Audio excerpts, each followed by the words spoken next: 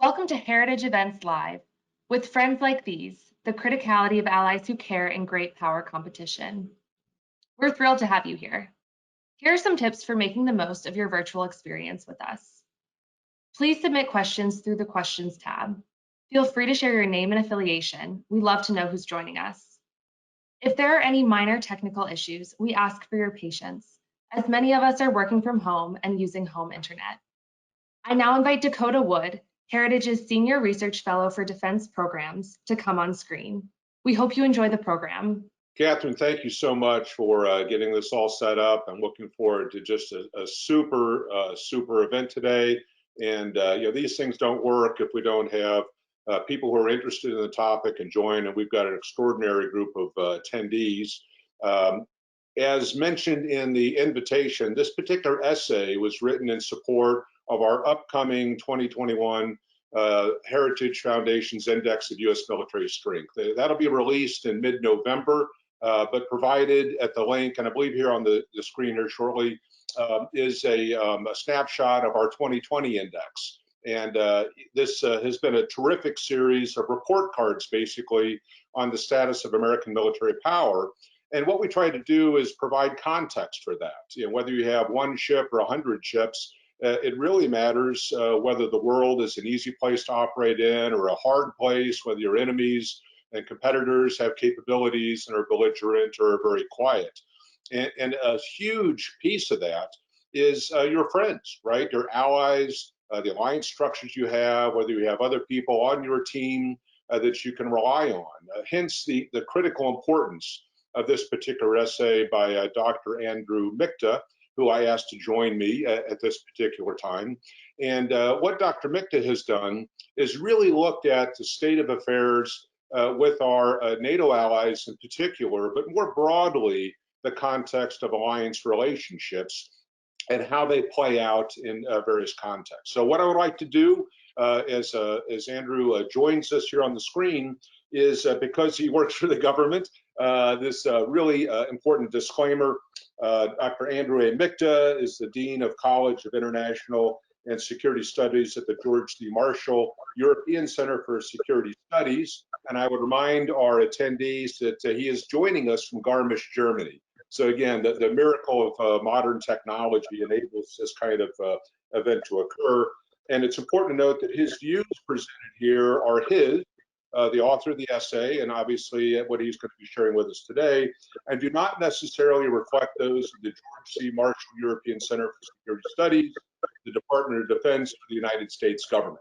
So with that caveat out of the way, providing context for our discussions, again, I'd like to highlight the importance of this particular topic. In an era of great power competition, it's almost become a bumper sticker slogan these days. I think Dr. Mikta would agree with me on that. And then the importance of alliances. So what I'm going to do is turn it over to you, Andrew, and provide some insights into your essay. And then we'll go into a bit of discussion about the points that you make and kind of the ongoing conversation that you and I have had for quite a while now. And then in just a little bit, we'll open it up for questions from our audience and have what I hope is a very interactive and informal discussion about this issue of U.S. posture, the posture and capabilities of our alliances, and the various pressures which bring all this really into question from time to time, and perhaps what the current administration or other administrations have done, are doing, and can do to strengthen these sorts of relationships. So over to you, Dr. Mikta. Thank you very much, Dakota, and thank you to Heritage for organizing this terrific event. Thank you to all of you who are out there listening, and I look forward to your questions. Just to reinforce what Dakota has said, these are my private views as analyst and should be treated as such. So to come into the essay, I commented from the perspective of several assumptions. The initial assumption for me is that our geostrategic situation, the situation the United States finds itself in today, is arguably more complex and more difficult than even at any time during the Cold War, in that we are now confronted with two near-peer competitors when it comes to the military arena in particular. Whereas during the Cold War, we were largely confronted predominantly with the military threat coming from Russia. Russia was never, the Soviet Union was never an economic threat. And China was largely a regional player, and we actually leveraged that particular aspect of the Cold War quite effectively following Nixon Kissinger.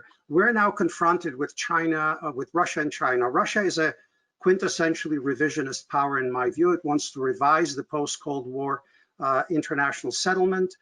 China actually wants to replace that settlement with a set of institutions, values, principles, and economic and security structures of its own.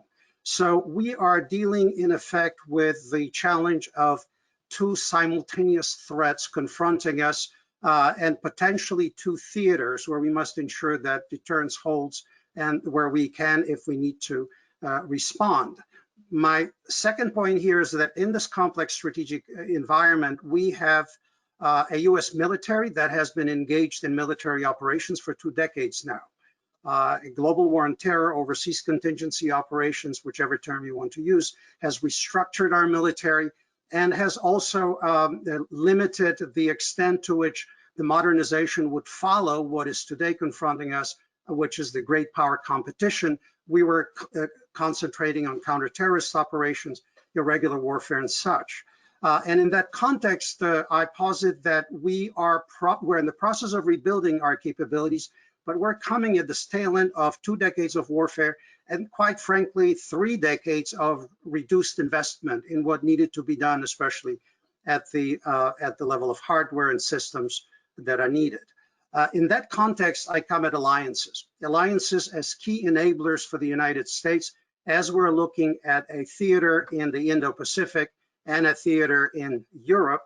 And that means that in the event we are challenged simultaneously in the 2 theaters, we need to rely on our allies. Even if the challenge arises in just 1 theater, we need to have capable allies who can respond and maintain deterrence, and in the event deterrence fails, they're able to act accordingly. And here's the rub.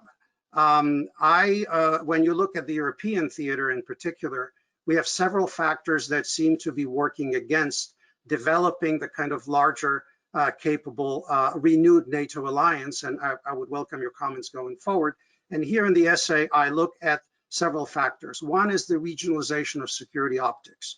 Because we do not have, I would argue, the same overarching nature of the threat consensus that we had during the Cold War, we are looking almost as a kind of shifting perception as you travel from the NATO flank in the east or in the southeast, farther to Central Europe and then to Western Europe, where if you are on the flank, Russia is quintessentially the principal threat, and as you move away from the flank, the perspective may be changing.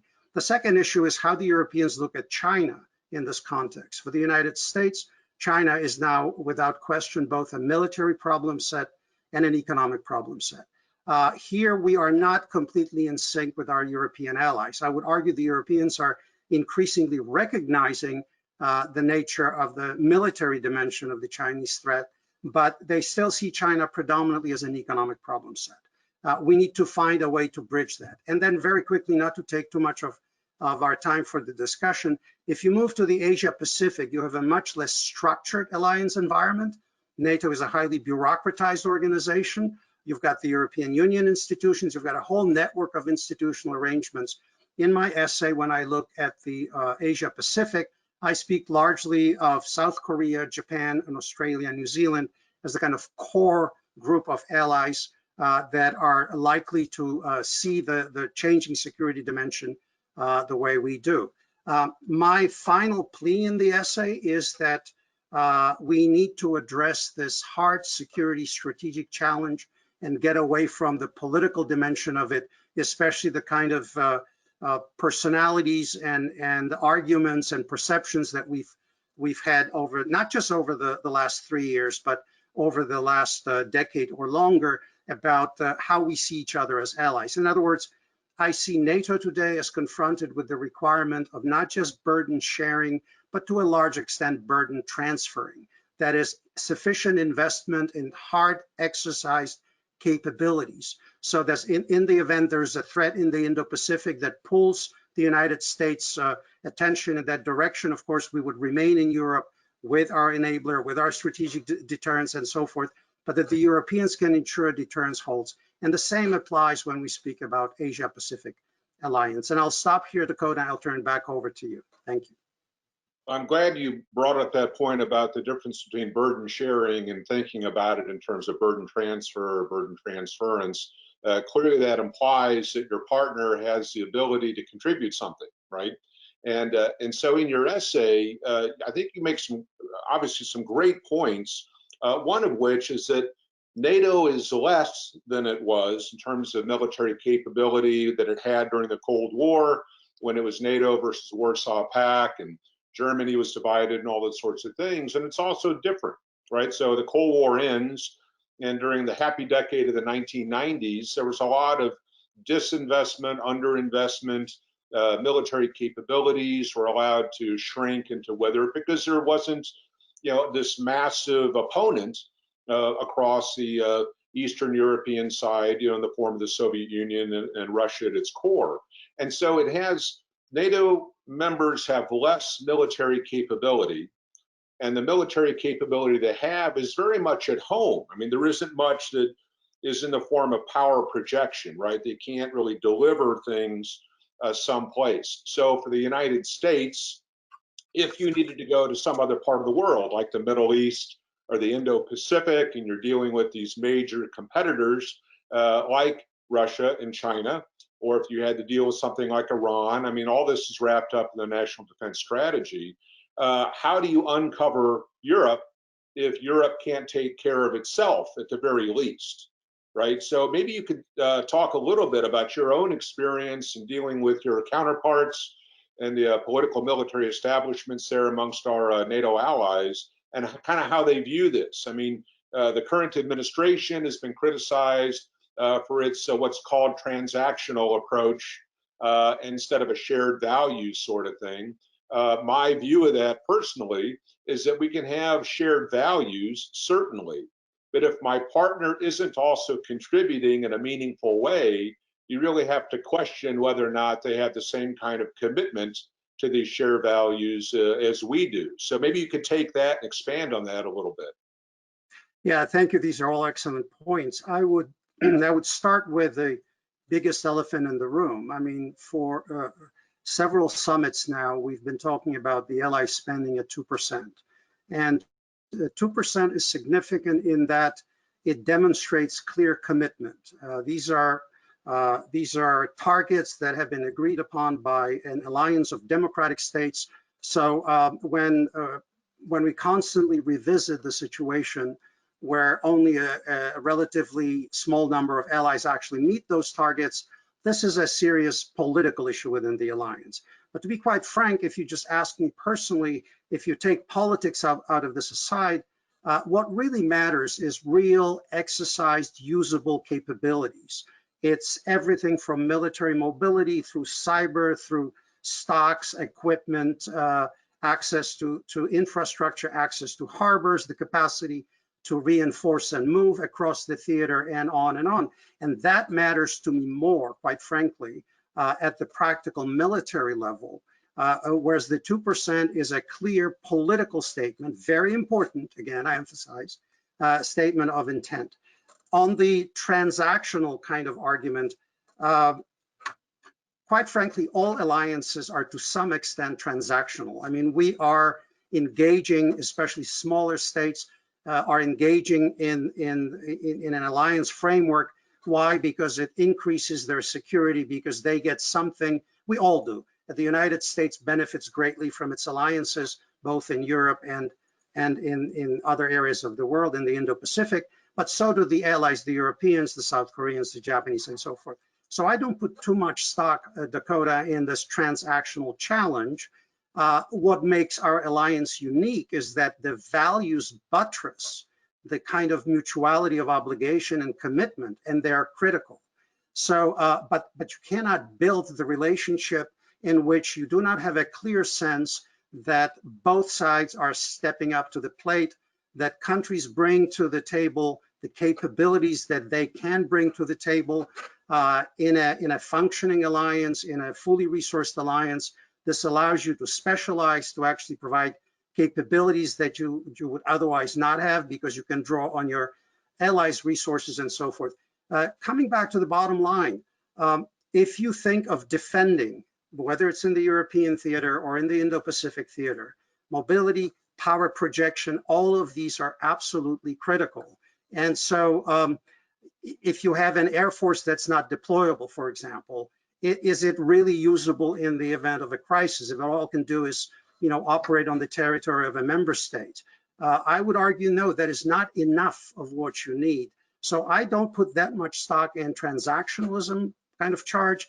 I greatly emphasize the importance of values. I think this is what makes us stronger, but the heavy lifting has to be done on the side of capabilities, infrastructure, and resources. I've turned that myself in a rhetoric versus reality gap, right? So people say lots of very good things, but then you follow the dollars, or the euros or the yen or what have you, and you see where money is actually being applied and whether there's a reality behind that rhetoric. In our index, just to bring that up, we go to great lengths to kind of document, the quantifiable aspects of military capabilities, especially amongst our allies.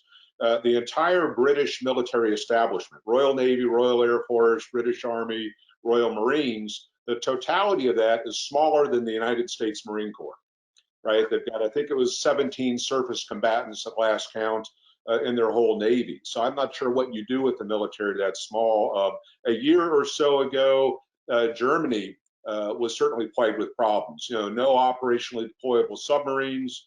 During the Cold War, West Germany alone had 5,000 main battle tanks. Today, they have fewer than 300.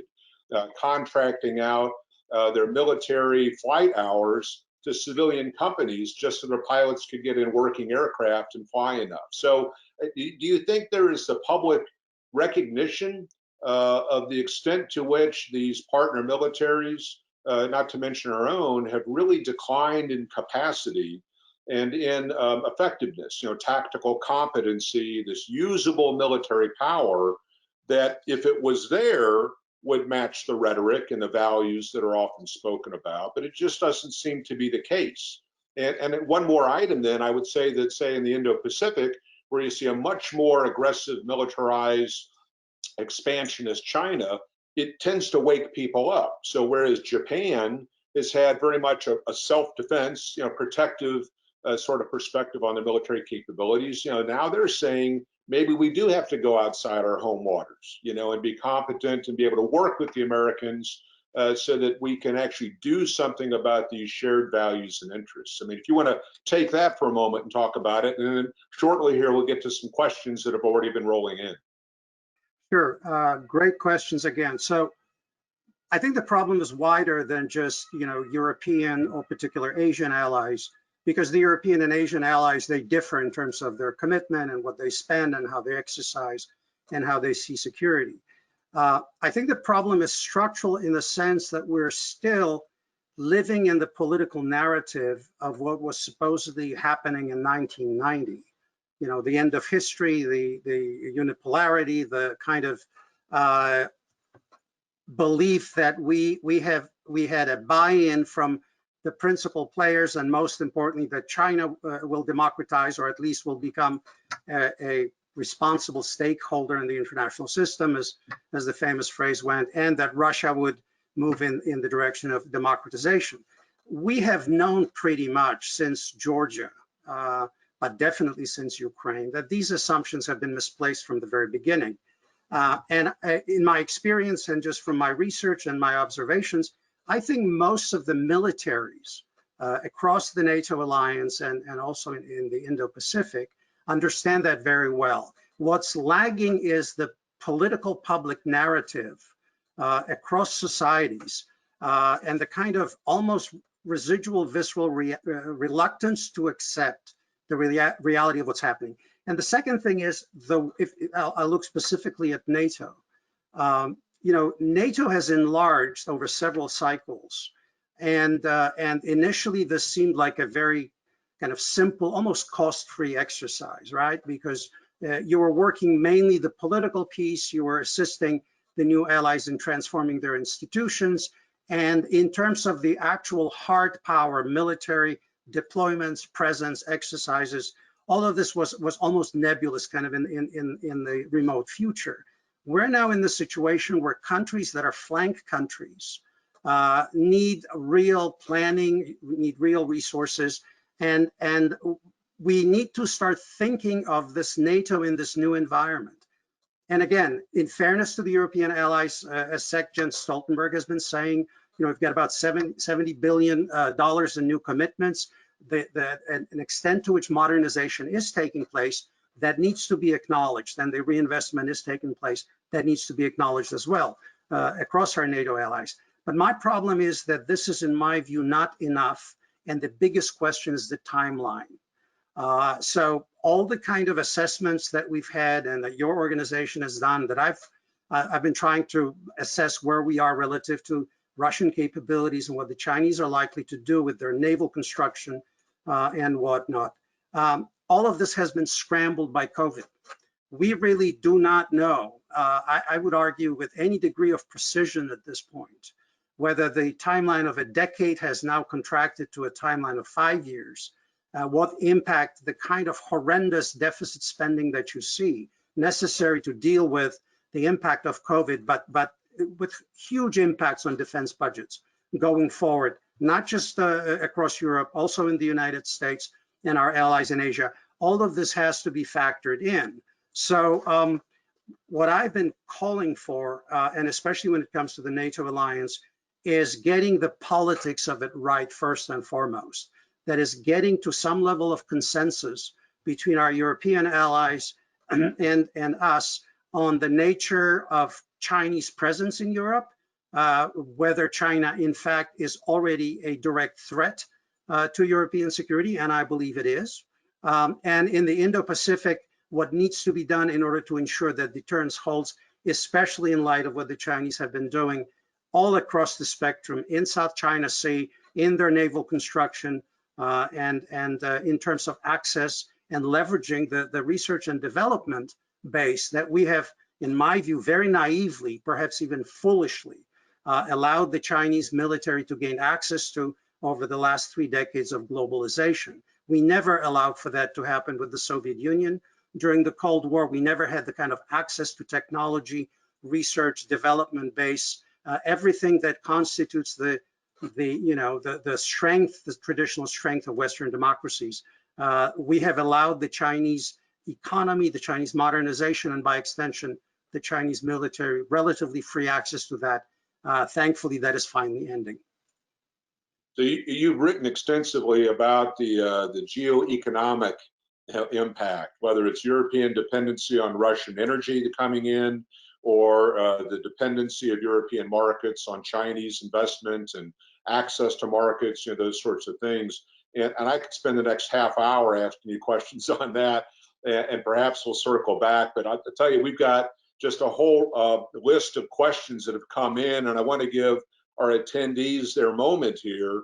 They've been so good to chime in. So I'm going to read a few of these questions. I think a lot of them are related to points that you've made. And after I get through some of them, if you can kind of address those quickly, and then we'll move on to some others. From Nick, I'm going to mess up the last name, Gavostev from the U.S. Naval War College. Do we need to start thinking about a coalition of the willing among key European and Asian allies capable of taking up the challenge, right? So are there allies and theaters that could take the lead? So more of a coalition of the willing, as we saw in some of the Gulf Wars, as opposed to a formal alliance structure. From Professor Holger May, University of Cologne there in Germany, your neighborhood now. What, in your view, should be the preferred allies' contribution from a U.S. standpoint? That could be really related to a coalition of the willing, right? And so what can they deliver? Is it more the same kind of a contribution in kind? Is it some kind of niche contribution with a specific capability that the U.S. lacks? Maybe it's access or intel, something like that. So your thoughts about that. Kent Baum asked about universal conscription as a way to bolster U.S. forces if people aren't, willingly adding in. And then a fourth one, which only gets us partway through the list so far, from David Cohen, who's an imagery analyst. He has to do with European nations. Have they become too reliant on the American military for the defense of Europe? And it is actually a good thing for the U.S. to pull back, to kind of cause some alarm, to wake them up to the necessity of making these contributions or investments that you've talked about. So I think, coalition of the willing, what can people really contribute? How do we get people to do more than what they have been doing over the last 25 or 30 years? So we'll stop there, get your points, then I'll continue on with the rest of the questions rolling in at the rapid rate. Very good. Thank you. So the first question from Dr. Gvozdiev, I am against thinking about coalitions of the willing for the following reason. I think the risk of fracturing the kind of already stretched at times policy consensus within the alliance, especially since we're confronting major near-peer competitors. We're not talking about an operation out of area. The experience that we've had during the last 20 years of operating in the Middle East, operating in Afghanistan. We're looking at essentially major state-on-state threat. And I believe if we start tinkering within, especially within as highly a bureaucratized and structured alliance as NATO is, rather than trying to bring people together in recognizing what the threats are and the consensus is, we're going to lose the political aspect of it. And secondly, if you look at the structure of the alliance, even getting to the flank, whether it's in the east, southeast, or even if you look at the Nordic Arctic dimension, every single ally in terms of infrastructure that's in between your point of entry, if you're reinforcing, and when you need to deploy is absolutely critical to your operations. So bottom line on this, I understand where you're coming from. I think we exercised that with relative degree of effectiveness during the global war on terror. I would be against this in the context of great power competition. To the question from Dr. May, again, I'm going to sound like a broken record here. I would not go for niche capabilities. I would not go for simply saying, why don't you invest in infrastructure, country X? Why don't you invest in cyber, country Y? And then we'll all kind of bring it together. We have been in a de facto disarmament cycle. If you look at what happened to most of the European NATO member military since the end of the Cold War. And we have about 2 decades, in my assessment, to make up for. So yes, we need roads, but we need tanks on those roads, figuratively, of course, on trailers that the bridges can support. So we need to pay attention to infrastructure, but we also need to have the armor that we need. We need to have aircraft that can deploy, that are interoperable with the Allied 5th generation aircraft, and so forth. We need to have a comprehensive, very serious reinvestment effort. And that reinvestment, this is what I always emphasize in response to Dr. May, it should happen within the structure of the NATO alliance. I think we run a tremendous risk when we start opening up the Pandora's box about strategic autonomy, about seeing to what extent assets can be allocated simply to the European Union operations as opposed to NATO operations. In the final analysis, those troops, whether they're French, German, British, or whatever, they come from the same pool of available manpower and equipment. On universal conscription, that's a tough one. When I talk to professional military guys, and Dakota knows this, that's the last thing they would probably want. They want highly motivated, engaged, smart, educated military professionals. Where I come to conscription is from a more domestic political dimension. I think one tremendous function, especially in a country as vast as ours, that conscription has historically performed, has been to allow for the kind of gelling of a shared national identity, a shared sense of mutuality of obligation, the sense that patriotic value and responsibilities go outside your class, ethnicity, race, and so forth. And so that you're discovering, because you come from different walks of life and you serve in some sort of a conscript fashion, you're discovering there's a larger country out there. There's something wrong, in my view, in trying to sustain a model where only a fraction of the nation continues to fight the nation's wars. 1/2 of 1%. And I'm talking about not just guys who deploy, men and women in uniform, but their families, their friends, their communities. So I would be in favor of some sort of national service, maybe not necessarily military conscription, although I would give that option but not to create a more capable military, but to provide the basic training and to give people a sense of the larger community. The last question, are the Europeans still relying on the US military? I've heard this repeatedly, that if we pull back, especially at the high-end capabilities, and if you look even at our operations during the global war on terror in various theaters, most of the high-end operations, starting with the Balkan operations, were increasingly the US side. The risk here is that too much tough love can break the family relationship. Again, I would rather see a very intense sense of negotiations, a very straight talk away from the media spotlight, where we frankly acknowledge what the imperative here is. And I come back to my principal concern. The US forces are now too small to maintain two simultaneous major theater operations. This is no great secret. We recognize this across the board. So in the event there is a crisis in a theater that requires that we commit to that theater, our allies in the other theater must have enough capabilities with US support to ensure deterrence holds. So in a putative scenario, if there's a crisis in the Indo-Pacific and the US is focusing there, the Russians would be pulled into blackmailing or extorting or worse when it comes to our European allies, unless the European allies are fully capable to defend themselves. Yeah, I'll try to wrap up a couple of questions here in my comment. We've got so many coming in, we're going to be hard pressed to get them all. But there is this aspect of public awareness or appreciation that I kind of referred to earlier, right? Whether it's voluntary service or conscription or what have you. Here in the United States, using 1990 as a reference point, U.S. Army was 770,000 active duty soldiers. Today it's 480,000.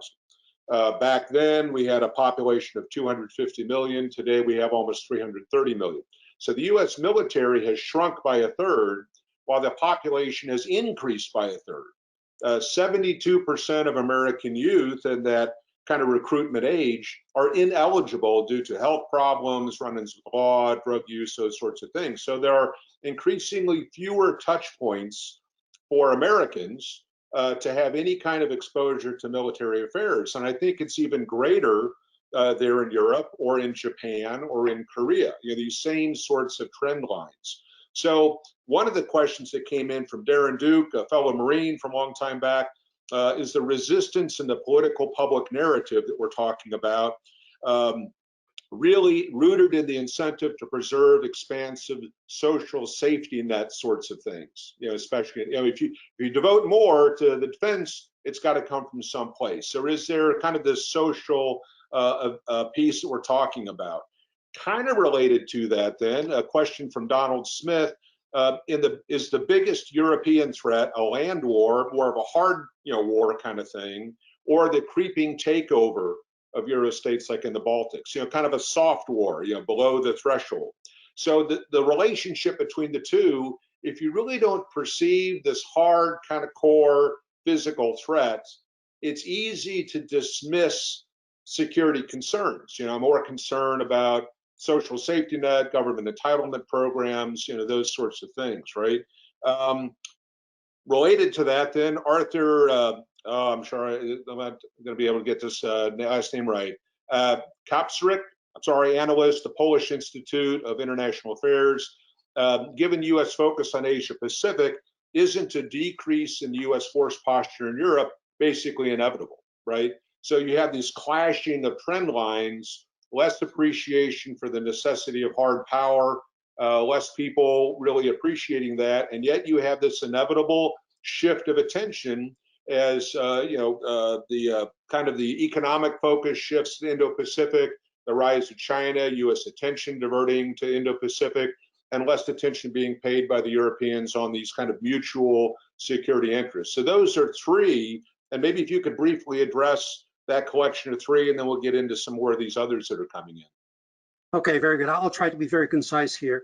So on the question about ever greater portion of our young men and women not knowing anything about the military culture, or as you pointed out, having some health issues and not being fit enough to serve. This is a huge issue, and I think it goes to the second question that was also asked, It's about how the majority of both our society and a number of European societies, pretty much across the board, although it's slightly different when you're talking to people along the flank. If you go to the Baltic states, Poland, Slovakia, you've got a very different sense of what the nature of the threat is. For historical reasons, these countries were occupied and controlled by the Soviet Union, and they now see the rising Russian military as a threat.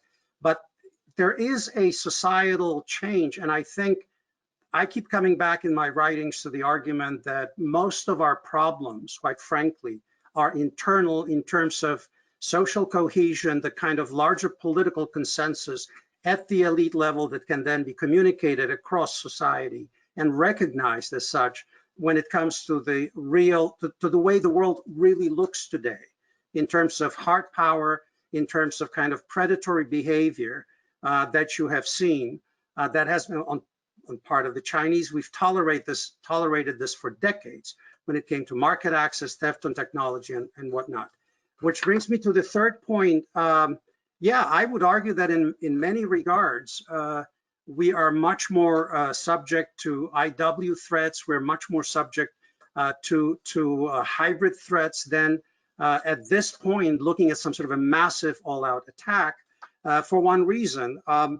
The extent to which especially the Chinese are increasingly a power in Europe. That's the term I like to use, maybe not a European power, but they're increasingly a player in Europe.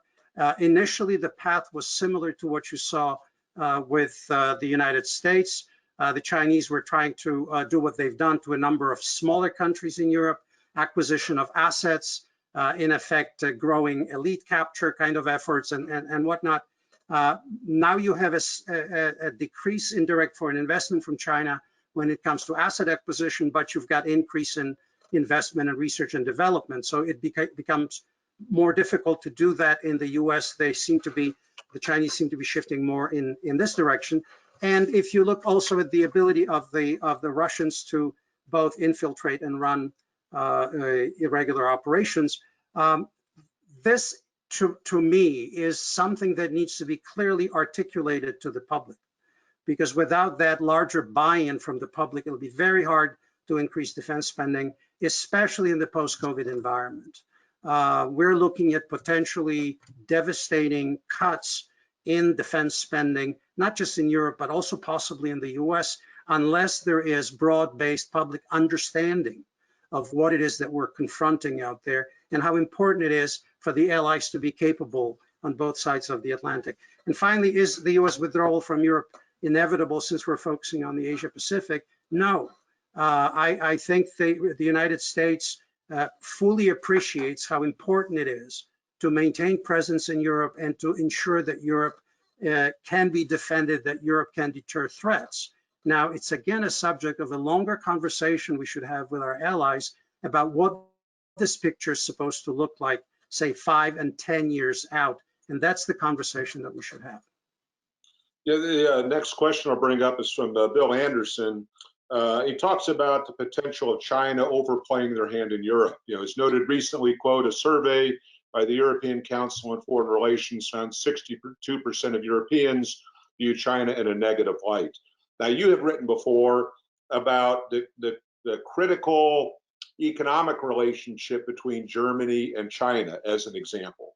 I believe they're the single largest trading partner, right, for Germany, auto exports, other sorts of things, right? So a perception that China is being much too aggressive, what they've done in Hong Kong, what they're doing around Taiwan, these sorts of places, with a jobs piece where if you want to sell heavy equipment, automobiles and refrigerators and other sorts of things, it's a billion-plus person market. And so this dynamic, between security matters and economic matters and how they relate really affects the extent to which people want to spend money one way or the other. I mean, Great Britain had this huge debate about Huawei and 5G technologies and who could provide certain capabilities at certain price points. So there is this interrelationship between economics, national security. So get to that one.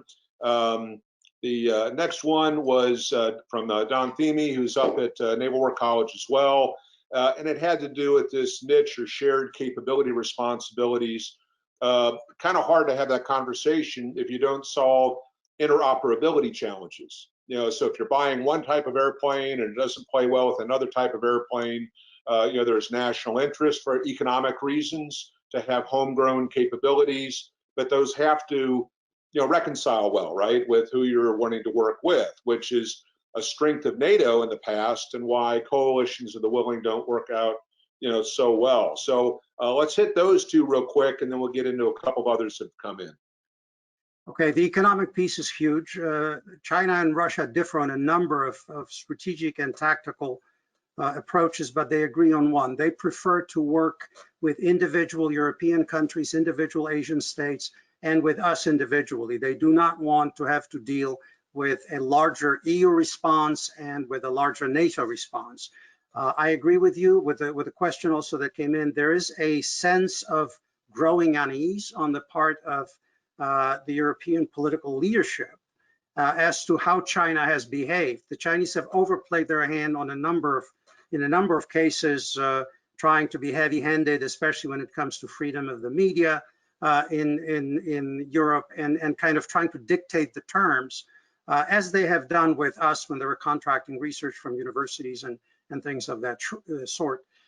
Here, the key question is to what extent the pain of the post-COVID recovery it will be weighed against the imperative of actually drawing a hard line. If you are a country like Germany that relies very heavily on exports, if you are a country like Spain, or Italy that are now in very dire economic straits because of the complete implosion of tourism and other forms of other economic activity they could pursue, then that imperative of having access to the Asian market is going to be very strong. It will take a lot of, I think, give and take across the Atlantic and leadership here. And I know I'm not trying to be nebulous. I mean this very sincerely. There needs to be a serious conversation on how we look at China, especially, because I think we're much closer when it comes to how we see Russia. I think the Europeans, especially after the invasion of Ukraine, understand very well, how Russia has behaved. And now we're looking at Belarus as another very, very important data point here. But China remains this much more gray zone amorphous area. Interoperability challenge, I agree 100%. Look, we're looking at upgrading generations of aircraft, systems, missiles. We're looking at cyber issues. If these systems don't talk to each other, it's going to be a huge, huge problem if you're trying to craft a larger response. And the same thing, goes for something as basic as infrastructure. Tanks are heavier, trailers are bigger.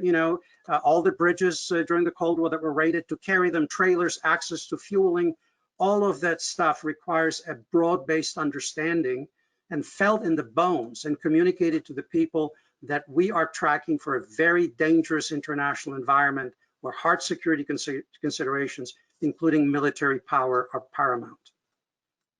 We're approaching the end of our scheduled time, but I'm going to push this a little bit further. So I think I got my tech team on board with that. We're going to go a little bit more because these last couple of questions I think we can get to relate to a comment that you were just making. Robert Wallace mentions an article by Keller called Divided by Geography, which talks about the East-West and North-South differences in perspective on security concerns within NATO.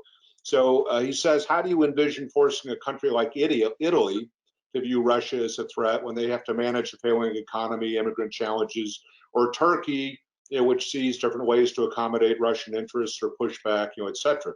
And I think what that relates to what you're talking about is these differing perceptions of what constitute an economic or a security interest, right? So if you want access to a port facility, but a country who is really starving for foreign investment allows China to buy a controlling interest in a port and operate a port that US forces would be dependent on to get reinforcements into Europe, that would seem to be a problem, right? But it does marry up these economic interests and security interests. And somewhat related is a comment by Christine McNulty, which talks about the potential of expanding the Five Eyes military intel sharing sort of world to other allies. And I think while in perhaps one way desirable, it's problematic that the more countries you involve in that very close network of sharing high fidelity intelligence, if there are these differing perspectives, you introduce risk into that calculation. So whereas it takes the US a week to 10 days to cross the Atlantic, it takes 3 weeks to get across the Pacific, right? So this access to infrastructure, who is controlling it, differing perspectives of security and economic interests, I mean, they're all really related, aren't they? And you could just kind of comment on that, and we'll try to wrap it up here in the next couple of minutes. So Dakota, you've saved the easy ones for the end. Okay. These are excellent questions. Look, what I said at the very beginning, the regionalized security optics, it requires a common understanding of what is coming over the horizon. You know, if during the Cold War, the Soviet threat, the Warsaw Pact offensive doctrine, all of that ensured that with whatever friction we had within the alliance, we were all in the same boat, regardless of where you were. You were looking at a clear and present danger, and we responded accordingly. I think what we have to first and foremost understand that Russia and China today are aligned. I don't want to quibble whether they're allies, but you know, all these conversations, they share the same interests in dismantling, revising, or completely displacing, when it comes to China, the existing order.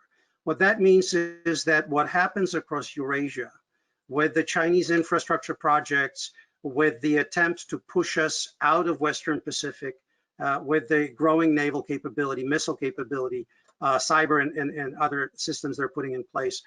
All of that is creating a situation where we're looking at a fundamental shift in power distribution in how trade flows go. Right now, the United States Navy controls basically the routes that allow for maritime trade to be what it has been. 75% of all imports coming into Europe, coming through the Atlantic, they're able to come there because the U.S. considers the sea lanes of communications in both in the Pacific and the Atlantic. Control over the internet, we provide most of the satellites, all of that.